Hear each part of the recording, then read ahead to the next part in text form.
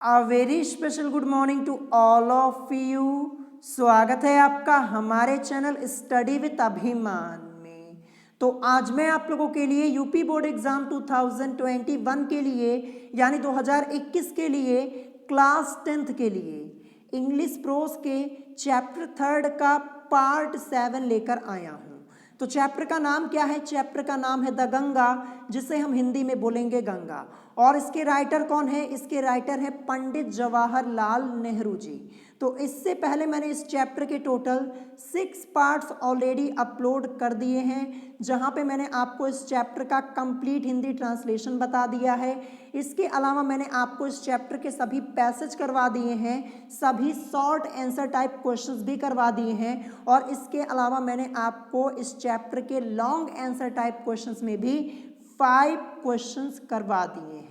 तो अगर अभी तक आप लोगों ने उन वीडियोस को नहीं देखा है तो आप चैनल पर जाकर उन वीडियोस को देख सकते हैं। मैंने चैनल पर इंग्लिश की अलग से प्लेलिस्ट भी बना दी है, आप चैनल पर जाकर प्लेलिस्ट चेक कर लीजिएगा, आपको वहाँ पे सभी वीडियोस लाइन से मिल जाएंगी।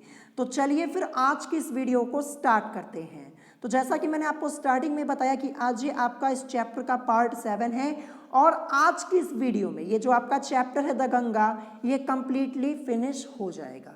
तो चलिए फिर वीडियो को स्टार्ट करते हैं। तो इससे पहले पार्ट 6 में मैंने आपको लॉन्ग आंसर टाइप क्वेश्चंस में 5 क्वेश्चंस करवा दिए थे, तो आज हमें यहाँ पे क्वेश्चन नंबर 6 से देखना है, ठीक है। तो वीडियो को स्टार्ट करने से पहले मैं आप लोगों को बता दूं कि हमारे चैनल पर क्लास 10th के सभी सब्जेक्ट्स की प्रिपरेशन बिल्कुल फ्री में करवाई जाती है। आपको कुछ नहीं करना, बस चैनल को सब्सक्राइब कर लेना है और अपनी स्टडी स्टार्ट कर लेनी है। और आप लोगों की क्लासेस का नया टाइम टेबल भी आप लोगों को बता दिया गया है। इस मंडे से यानी इस सोमवार से आप लोगों की क्लासेस नए टाइम टेबल के अकॉर्डिंग होगी। तो जिन स्टूडेंट्स ने अभी तक नया टाइम टेबल नहीं देखा है, वो वीडियो नहीं देखी है, तो चैनल पे जाकर देख लीजिएगा, ठीक है। तो चलिए फिर वीडियो को स्टार्ट करते हैं और देखते हैं कि यहाँ पे क्वेश्चन नंबर 6 क्या दिया है। तो क्वेश्चन नंबर 6 आप लोगों को अपनी स्क्रीन के ऊपर दिख रहा होगा। यहाँ पे लिखा हुआ है कि what were 2 important points which Nehru made in his will. अब यहाँ पे विल लिखा, विल मतलब क्या होता है? वसीयत होता है, ध्यान रखिएगा। तो क्वेश्चन है कि वे 2 महत्वपूर्ण बातें कौन सी थी जिन्हें नेहरू ने अपनी वसीयत में लिखा। ये आपसे यहाँ पे क्वेश्चन में पूछा गया है। तो चलिए इसका आंसर देखते हैं। तो आंसर भी आप लोगों को दिख रहा होगा। तो यहाँ पे आंसर लिखा हुआ है कि Nehru in his last will and testament makes 2 important points. तो चलिए इस लाइन का मैं आपको कंप्लीट हिंदी ट्रांसलेशन भी बता देता हूँ। इससे पहले जब मैंने आपको चैप्टर पढ़ाया था तो ये लाइन आई हुई थी और इसका हिंदी ट्रांसलेशन मैंने आपको ऑलरेडी बताया हुआ है, लेकिन फिर से एक बार बता दे रहा हूँ ताकि आपको कोई कंफ्यूजन ना हो। तो यहाँ पे लिखा है कि Nehru in his last will and testament makes 2 important points, यानी अपने अंतिम वसीयतनामे और इच्छा पत्र में नेहरू जी ने 2 महत्वपूर्ण बातें लिखी हैं, ठीक है। ये इस लाइन का कंप्लीट हिंदी ट्रांसलेशन हो जाएगा। चलिए इसके बाद देखते हैं यहाँ पे क्या लिखा है कि first he expresses his love for the Ganga and the cultural inheritance of India. तो चलिए इस लाइन का हिंदी ट्रांसलेशन देखते हैं, जो लिखा है कि first he expresses his love for the Ganga and the cultural inheritance of India. तो सर्वप्रथम वे गंगा के प्रति अपने प्रेम तथा भारत की सांस्कृतिक विरासत को व्यक्त करते हैं। कौन? नेहरू जी। नेहरू जी सर्वप्रथम गंगा के प्रति अपने प्रेम तथा भारत की सांस्कृतिक विरासत को व्यक्त करते हैं, ठीक है। और कहाँ व्यक्त किया है? अपने वसीयतनामे में, ये भी ध्यान रखिएगा। चलिए आगे देखते हैं यहाँ पे क्या लिखा है। इसके बाद लिखा है the second point is the way he would like his ashes to be disposed of। ये यहाँ पे लिखा है। तो चलिए इस लाइन का हिंदी ट्रांसलेशन मैं आपको बता देता हूँ। यहाँ पे लिखा है the second point is the way he would like his ashes to be disposed of. ये यहाँ पे लिखा हुआ, तो इसका हिंदी ट्रांसलेशन हो जाएगा कि दूसरी बात यह है कि वे अपनी राख को किस प्रकार विसर्जित किया जाना पसंद करेंगे, ये भी इन्होंने अपनी विल में, अपनी वसीयत में लिखा हुआ है, ठीक है। तो यही यहाँ पे लिखा हुआ है। अब चलिए आगे देखते हैं। यहाँ पे लिखा है कि he looks upon the Ganga as a great river of India even though he does not consider it sacred और हॉली। तो चलिए इस लाइन का मैं आपको कंप्लीट हिंदी ट्रांसलेशन बता देता हूं, जो यहाँ पे लिखा है कि he looks upon the Ganga as a great river of India even though he does not consider it sacred और हॉली। तो इस लाइन का कंप्लीट हिंदी ट्रांसलेशन क्या हो जाएगा कि जो नेहरू जी हैं वो गंगा को भारत की महान नदी मानते हैं, यद्यपि वे इसे पवित्र नहीं मानते। ठीक है, क्या? यद्यपि वे इसे पवित्र नहीं मानते, लेकिन जो नेहरू जी हैं वो गंगा नदी को भारत की महान नदी मानते हैं, ये ध्यान रखिएगा। ठीक है, ये यहाँ पे लिखा हुआ है।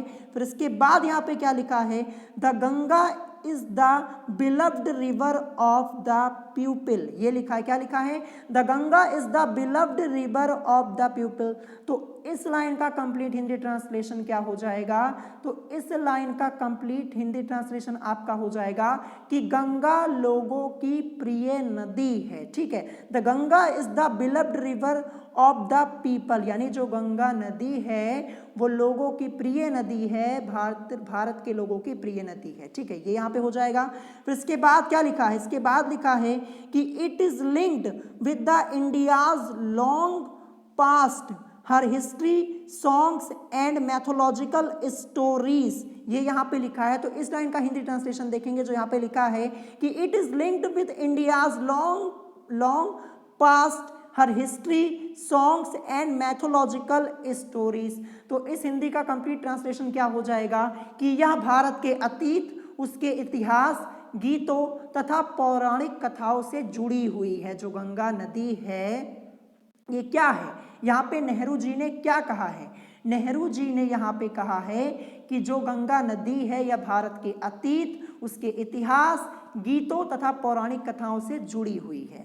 फिर इसके बाद यहाँ पे लिखा है कि it has been closely connected with his own life at Allahabad also. क्या लिखा है, it has been closely connected with his own life at Allahabad also. तो इस लाइन का कंप्लीट हिंदी ट्रांसलेशन हो जाएगा कि यह इलाहाबाद में उनके जीवन से भी बहुत अधिक जुड़ी रही है, यानी जो गंगा नदी है वो इलाहाबाद में नेहरू जी के जीवन से भी बहुत अधिक जुड़ी रही है, यही यहाँ पे बताया गया है। ठीक है, अब चलिए आगे देखते हैं, आगे यहाँ पे क्या लिखा है। आगे यहाँ पे लिखा है the second point made by Nehru is that his dead body should be burnt and the ashes be brought to Allahabad। ये यहाँ पे लिखा है।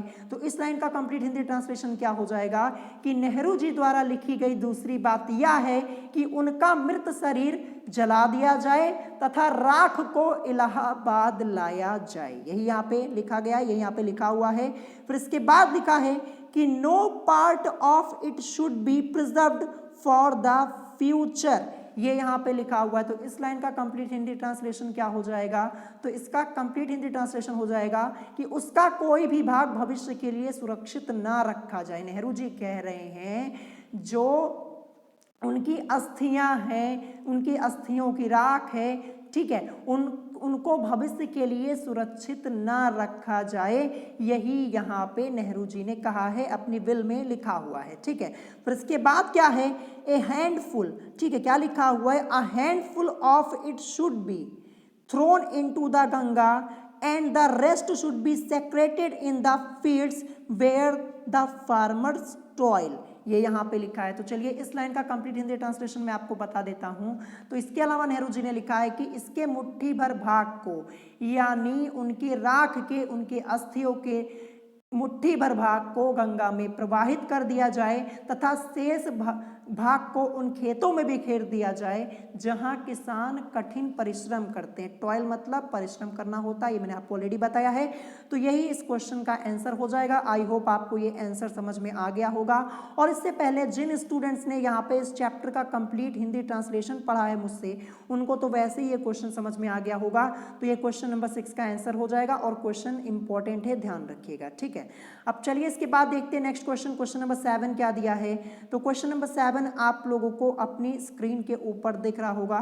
तो यहाँ पे क्वेश्चन क्या लिखा है कि in what way does Pandit Jawaharlal Nehru desire his ashes to be disposed of. ये यहाँ पे लिखा है, क्वेश्चन क्या है?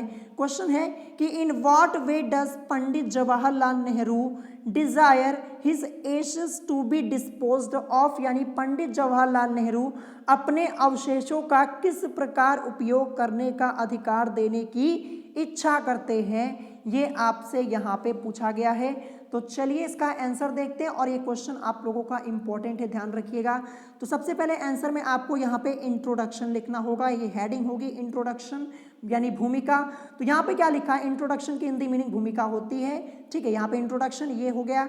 इसके बाद लिखा है कि Nehru liked his body to be cremated after his death. ये यहाँ पे लिखा है कि Nehru liked his body to be cremated after his death, यानी नेहरू जी चाहते थे कि उनकी मृत्यु के पश्चात उनका दाह संस्कार किया जाए। क्रीमेटेड मीन्स दाह संस्कार होता है। तो ये यहाँ पे इस लाइन का कंप्लीट हिंदी ट्रांसलेशन हो जाएगा। फिर इसके बाद लिखा है कि if he died in a foreign country his body should be cremated there and his ashes sent to Allahabad. तो चलिए इस लाइन का हिंदी ट्रांसलेशन मैं आपको बता देता हूं। नेहरू जी कह रहे हैं यदि उनकी मृत्यु कहीं विदेश में हो जाए तो उनका दाह संस्कार वहीं कर दिया जाए और उनके अवशेष इलाहाबाद भेज दिए जाएं, ठीक है। जो उनके अवशेष हैं यानी उनकी अस्थियां यानी उनकी राख जो है वो कहाँ भेज दिया जाए? इलाहाबाद भेज दिया जाए। ये यहाँ पे लिखा हुआ है, ठीक है। तो ये इस लाइन का कंप्लीट हिंदी ट्रांसलेशन हो गया। अब चलिए आगे देखते हैं यहाँ पे आगे क्या हेडिंग है। यहाँ पे लिखा है कि डिस्पोजल ऑफ हिज एशेस, यानी उनकी अस्थियों का विसर्जन। इसकी हिंदी मीनिंग क्या हो जाएगी? डिस्पोजल ऑफ हिज एशेस की, तो यहाँ पे उनकी अस्थियों का विसर्जन। तो ये हेडिंग होगी। फिर इसके बाद लिखना क्या है? यहाँ पे लिखा है कि he desired that a handful of his ashes be thrown in the Ganga. ये यहाँ पे लिखा है, यानी नेहरू जी की इच्छा थी कि उनकी अस्थियों का एक हिस्सा गंगा में प्रवाहित कर दिया जाए। फिर इसके बाद लिखा है कि his desire to have a handful of his ashes thrown in the Ganga at Allahabad had no religious importance. ये यहाँ पे लिखा है। तो इस लाइन का कंप्लीट हिंदी ट्रांसलेशन क्या हो जाएगा? तो उनकी इस इच्छा का कोई धार्मिक महत्व नहीं था कि उनकी अस्थियों के छोटे से भाग को इलाहाबाद में गंगा में विसर्जित कर दिया जाए, इसका कोई धार्मिक महत्व नहीं था, ये यहाँ पे बताया गया है। फिर इसके बाद क्या लिखा है? इसके बाद लिखा है कि he had been attached to the Ganga and the Yamuna rivers in Allahabad ever since his childhood as he had grown older his attachment had also grown. तो चलिए इस लाइन का कंप्लीट हिंदी ट्रांसलेशन हम देखते हैं। यहाँ पे इस लाइन का कंप्लीट हिंदी ट्रांसलेशन क्या हो जाएगा? तो देखिए वह बचपन से ही, जो नेहरू जी थे वो बचपन से ही इलाहाबाद में गंगा और यमुना से जुड़े हुए थे, उनसे संबद्ध थे, काफ़ी लगाव था उनको। जैसे ही वह बड़े हुए उनके लगाव में भी क्या हो गई? वृद्धि हो गई, उनको और लगाव हो गया गंगा और यमुना रिवर से, ठीक है। अब आगे देखते हैं यहाँ पे क्या लिखा है। आगे यहाँ पे लिखा हुआ है कि Nehru desire that the major portion of his ashes disposed of in the manners given below. ये यहाँ पे लिखा है। तो इसका कंप्लीट हिंदी ट्रांसलेशन क्या हो जाएगा? नेहरू जी की इच्छा थी कि उनके अंतिम अवशेषों का प्रमुख भाग निम्नलिखित प्रकार से उपयोग किया जाए। तो चलिए देखते हैं आगे लिखा क्या है कि किस प्रकार से उपयोग किया जाए। तो यहाँ पे लिखा है कि no part of his assets should be kept और प्रिजर्व्ड। ये यहाँ पे लिखा है। तो इसका हिंदी ट्रांसलेशन क्या हो जाएगा? इसका हिंदी ट्रांसलेशन हो जाएगा, देखिए नेहरू जी ने क्या कहा कि उनके अवशेषों का कोई भाग ना तो रखा जाए और ना ही उसे सुरक्षित किया जाए, ये इन्होंने यहाँ पे नेहरू जी ने कहा है, ठीक है। फिर इसके बाद यहाँ पे क्या लिखा हुआ है? इसके बाद लिखा है the major portion of his ashes should be disposed in the following way. ये यहाँ पे लिखा हुआ है। तो इसका हिंदी ट्रांसलेशन क्या हो जाएगा? यहाँ पे नेहरू जी की इच्छा है कि उनके अवशेषों का प्रमुख भाग निम्नलिखित विधि से उपयोग किया जाए। तो चलिए देखते हैं किस विधि से उपयोग किया जाए। तो यहाँ पे लिखा है he wanted his ashes to be carried high up into the air in aeroplane and scattered from that height over the fields where the farmers of India worked hard।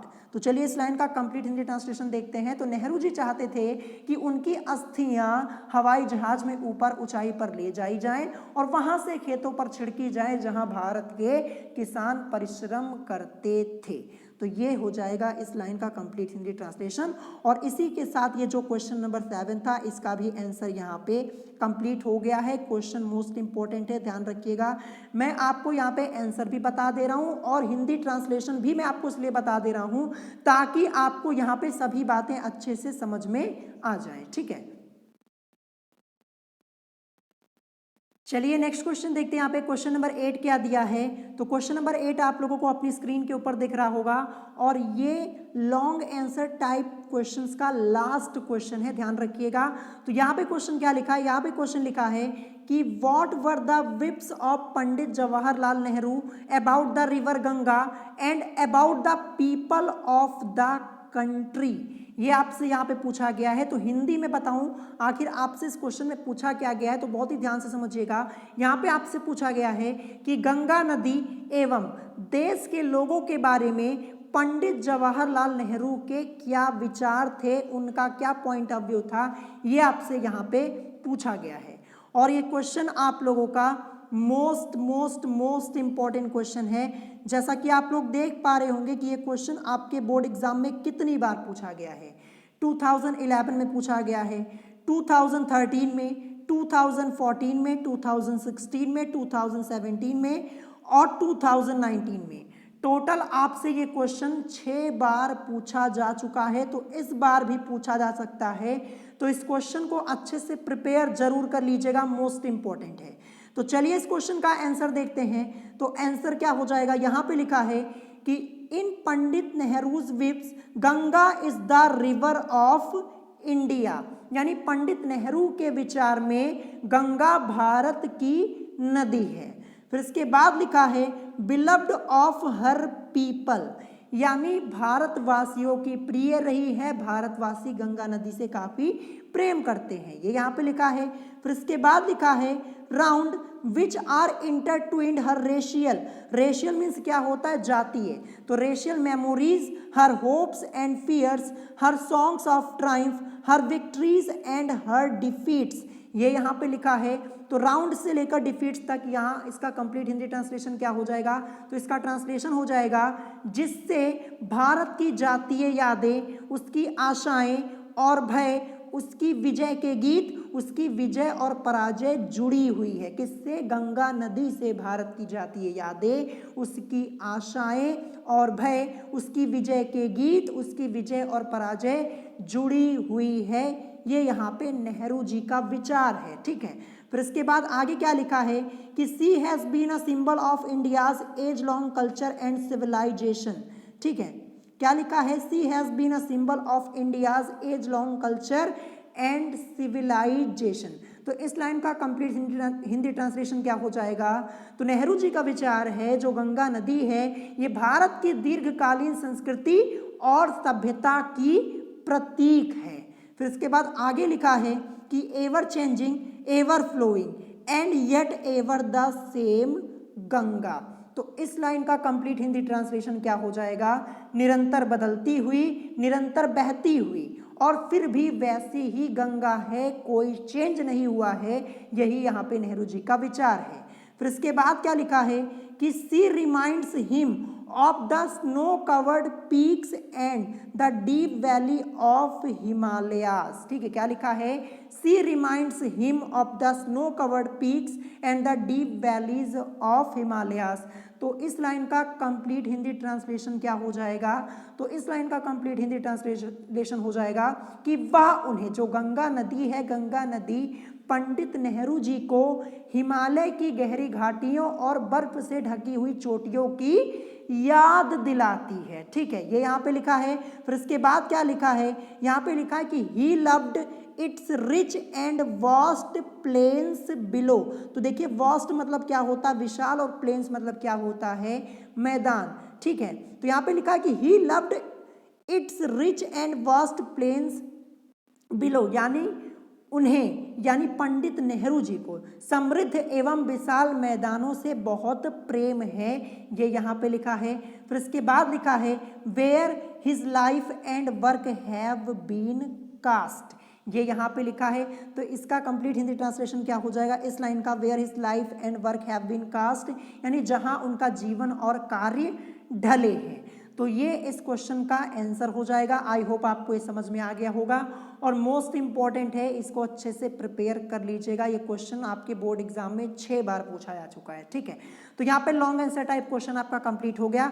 अब हम देखेंगे यहाँ पे मैच द वर्ड्स, ठीक है। Match the words बता दूं, फिर ये चैप्टर आपका हो जाएगा कंप्लीट।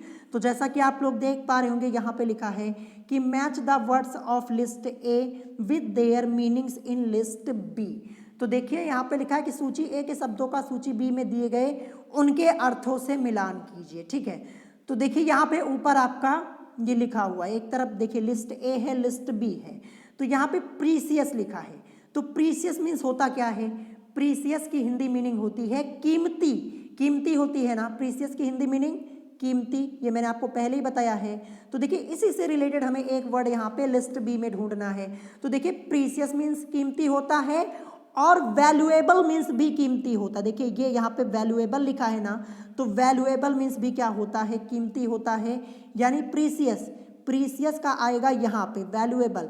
लेकिन ध्यान रखिएगा जब आप पेपर में मैच द वर्ड करेंगे तो आप ये ऐसे मत मैच कीजिएगा, जैसे मैंने यहाँ पे अभी निशान लगाया कि प्रीसियस का वैल्यूएबल के साथ, ऐसे आपको नहीं करना है।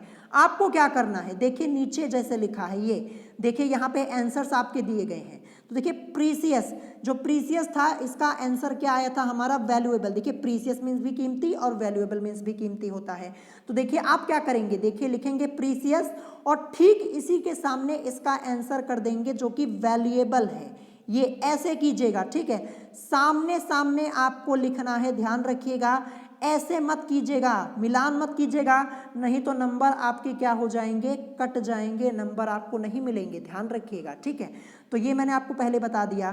फिर इसके बाद देखिए एबंडेंट लिखा है, दूसरा यहाँ पे क्या है, एबंडेंट। तो एबंडेंट मीन्स क्या होता है, प्रचुर, क्या होता है, प्रचुर होता है। तो इसी से रिलेटेड हमें एक मीनिंग यहाँ पे लिस्ट बी में ढूंढनी है। तो देखिए एबंडेंट मीन्स प्रचुर होता है और एम्पल मीन्स भी प्रचुर होता है। तो ये देखिए ये एम्पल लिखा है, AMPLE, इसकी मीनिंग भी प्रचुर ही होती है। तो एबंडेंट का किसके साथ जाएगा, इसके साथ, यानी एम्पल। तो देखिए नीचे एबंडेंट लिखा है और ठीक इसी के सामने आपको क्या लिख देना है, एम्पल लिख देना है, ऐसे निशान नहीं लगाना। ये तो मैं यहाँ पे आपको समझाने के लिए बता रहा हूँ, ध्यान रखिएगा। तो ये हो जाएगा दूसरे वाले का। अब थर्ड वाला देखते हैं, प्रिजर्व्ड लिखा है। प्रिजर्व्ड मीन्स क्या होता है, संरक्षित, ठीक है, संरक्षित या सुरक्षित रखना, ये आप इसे बोल सकते हैं। तो प्रिजर्व्ड मीन्स संरक्षित। अब इसी से रिलेटेड एक मीनिंग हमें यहाँ पे लिस्ट बी में ढूंढनी है। तो क्या हो जाएगा, देखिए प्रिजर्व्ड मीन्स सुरक्षित होता है और केप्ट सेफ, ये देखिए केप्ट सेफ लिखा है ना, तो केप्ट सेफ मीन्स भी यहाँ पे संरक्षित हो जाएगा, संरक्षित रखना, सुरक्षित रखना, ये हो जाएगा। यानी प्रिजर्व्ड का किसके साथ आएगा, प्रिजर्व्ड का आएगा केप्ट सेफ के साथ, ठीक है। तो देखिए नीचे यहाँ पे प्रिजर्व्ड लिखा है और ठीक इसी के सामने आपको केप्ट सेफ लिख देना है। तो ये इसका आंसर हो गया। चलिए इसके बाद देखते हैं अगला, अटैच्ड दिया है। अटैच्ड मीन्स क्या होता है, जुड़ा हुआ, जुड़ा हुआ या फिर लगाव, आप इसे ये भी बोल सकते हैं, क्या, लगाव भी बोल सकते हैं, ठीक है। तो देखिए अटैच्ड, अटैच्ड मीन्स जुड़ा हुआ या फिर आप लगाव बोल सकते हैं। सेम ऐसी मीनिंग हमें ढूंढनी है लिस्ट बी में। तो देखिए अटैच्ड, अटैच्ड का किसके साथ जाएगा, एनेक्स्ड के साथ जाएगा, ठीक है। एनेक्स्ड कहाँ लिखा हुआ है, तो देखिए ये एनेक्स्ड लिखा हुआ है। तो देखिए अटैच्ड मीन्स क्या होता है, जुड़ा हुआ, और एनेक्स्ड मीन्स भी होता है जुड़ा हुआ यानी लगाव, ठीक है। तो यहाँ पे हो जाएगा एनेक्स्ड के साथ, यानी अटैच्ड के सामने ठीक हम क्या लिखेंगे, अनेक्स्ड लिखेंगे, ये इसका आंसर हो जाएगा। फिर इसके बाद नेक्स्ट आपका दिया है मिस्ट्री। मिस्ट्री मीन्स क्या होता है, रहस्य होता है, क्या होता है, रहस्य होता है, ठीक है। अब मिस्ट्री, इससे रिलेटेड हमें मीनिंग लिस्ट बी में ढूंढनी है। तो बड़े आसानी से आप ढूंढ लेंगे। देखिए मिस्ट्री, मिस्ट्री मीन्स रहस्य और सीक्रेट मीन्स भी क्या होता है, रहस्य होता है। ठीक है, ये आपका हो जाएगा सीक्रेट, यानी मिस्ट्री के सामने क्या रख देंगे, सीक्रेट यहाँ पे लिख देंगे। ये देखिए ये हो गया। फिर इसके बाद यहाँ पे वास्ट लिखा है। वास्ट मीन्स होता है विशाल। क्या होता है विशाल, अभी ऊपर भी मैंने आपको कई बार बताया और कई बार मैंने आपको बताया इस चैप्टर में वास्ट की मीनिंग विशाल। अब इसी से रिलेटेड एक मीनिंग आपकी यहाँ पे हो जाएगी ह्यूज। ह्यूज मीन्स भी क्या होता है, विशाल होता है, तो वास्ट के सामने ह्यूज लिख देंगे। ठीक है, ये हो गया। तो देखिए आपको सामने सामने लिखना है, जैसे यहाँ पे नीचे लिखा हुआ है। आप जैसे प्रीशियस है, प्रीशियस का होता है वैल्यूएबल, तो आप ऐसे निशान नहीं लगा सकते हैं, आपको सामने सामने ऐसे लिखना होगा, तभी आपको नंबर मिलेंगे, ध्यान रखिएगा। तो ये हो गया कंप्लीट। अब इसके बाद एक और आपका दिया है मैच द वर्ड, जो कि आपके बोर्ड एग्जाम में पूछा गया है 2017 में, 2019 में 2 बार पूछा गया है।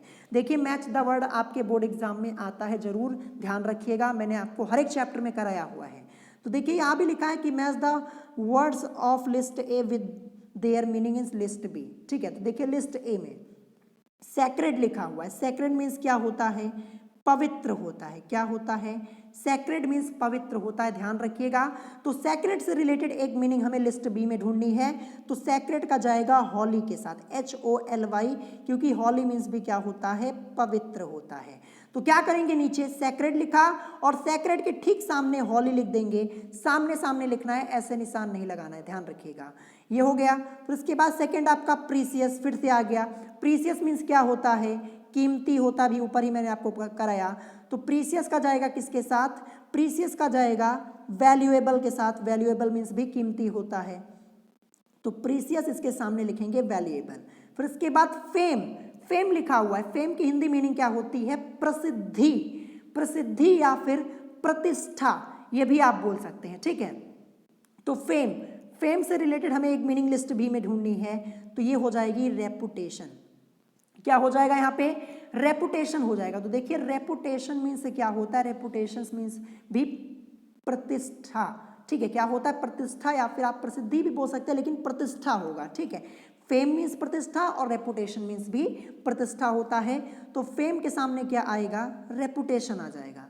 फिर लास्ट में यहाँ पे एप्रिशिएट लिखा है। देखिए क्या लिखा है, एप्रिशिएट। तो एप्रिशिएट मीन्स क्या होता है, सराहना करना या फिर प्रशंसा करना या फिर बड़ाई करना, ये भी आप बोल सकते हैं।